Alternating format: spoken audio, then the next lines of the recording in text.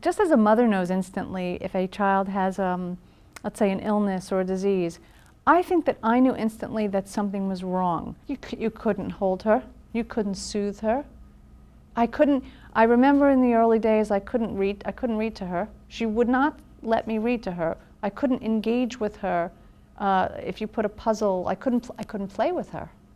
Imagine that you decide that you're going to rescue sort of a fox, or a wild animal, and your intent is to feed that animal and maybe provide it for some shelter, but it's just the reality that you can't cuddle a fox or get that close. And so the relationship only goes so far, and there's this sort of invisible barrier. And I couldn't close that up. It took me a very long time before I felt that what was wrong wasn't about me entirely. When I couldn't find my way to her, I had for a while become convinced that I was unworthy, that I couldn't parent, that I had made the mistake of a lifetime. I didn't have what it took to nurture a child. I was in a danger zone, she was in a danger zone, our family was not solidifying, and there was a lot of sadness, which was really heartbreaking, because you don't go 10,000, to the other side of the world twice, to Siberia, in the winter, both times, and take a baby from an orphanage and think for a minute that it's going to be anything less than something you're going to throw your full self into. When Julia was about 3, I had mentioned a lot of these odd social behaviors to her pediatrician, and he mentioned, for the first time I heard, reactive attachment disorder, and I wasn't ready to hear that. Well, as a journalist, I started to say, wait a minute, I'm going to find some objectivity. I'm going to look at this as starkly as I might do a story. It was what it took to send me to the internet, to send me to the library, to Barnes & Noble, and essentially our home became Operation Save Julia. Like many children who have started their days institutionalized, who've lived in orphanages, 10 babies to a room, 100 babies to an orphanage, in rather stark circumstances with multiple caretakers, is that these children from Russia come to America and they have all sorts of behavioral issues. And they have trouble bonding. And what they eliminate is the possibility for lovely moments.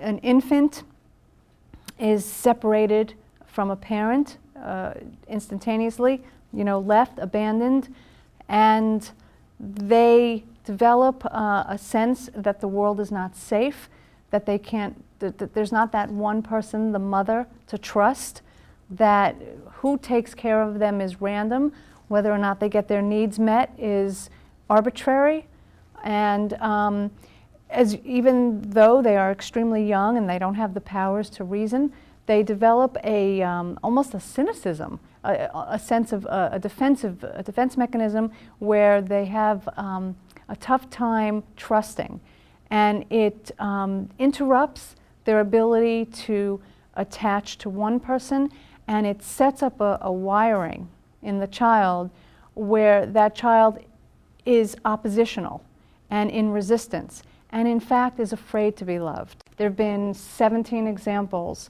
of Russian children who've been adopted who have died at the hands of their adoptive parents. I don't think I've ever had violent tendencies toward Julia, but I can understand how if I didn't at least have the support of my husband, if I at least didn't feel as though there was somebody to catch me every night, I might have spiraled much more out of control. I started to work with Julia when she was sort of turning from 4 to 5. But it was about that time, too, that, she was developing verbal skills and the start of more intellectual ability. So we had the tool of dialogue, which we didn't previously have when she was a baby. These children, for example, are hooked, and I mean addicted, to chaos. They're only comfortable when there's chaos. So we both, by uniting and having a united front, we learned how to slash through her chaos, how to undermine it, had to seem indifferent to it. And there's a whole bunch of counterintuitive parenting advice that we gathered and used. And it was like our house became a war room where we were fighting a battle, but we were fighting it together. That's what turned it around. And little by little by little, Julia still has these inclinations in her wiring. But the difference is that before, she was unattached. She was not bonded, and now she is. I can see that she has that she's a budding artist. She is incredibly talented in terms of expressing herself in, well, in visual media, but in particular in cartooning. And there's a whole life that lives inside of Julia's head that's been expressed all along, but that's really starting to develop now. And I cling to that happiness. There's one great irony to this whole thing is the early days in Julia's life would have said to me, you have no maternal instinct. And because that was the initial experience. I have no maternal instinct, this isn't working. But ironically, and maybe this was the life lesson, was that it took my very instinct and trusting myself to say, I can figure this out. What I'm hoping is that my story is one of optimism, that even when you feel like you want to give up, you can never give up on a child. You can never give up on that possibility of getting that child to bond with you.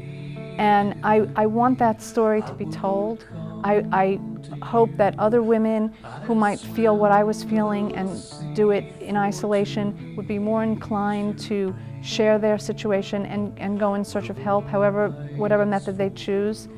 And I think, like I said, this situation is not specific just to internationally adopted children, though I think that if you looked at the pool of population that is parents with international adopted children, that there would be a disproportionate number of those people who have probably struggled with this issue or some version of this.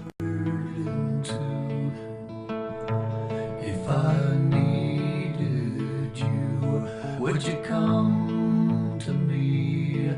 Would you come to me to ease my pain? If you needed me, I would come to you. I'd swim the sea to ease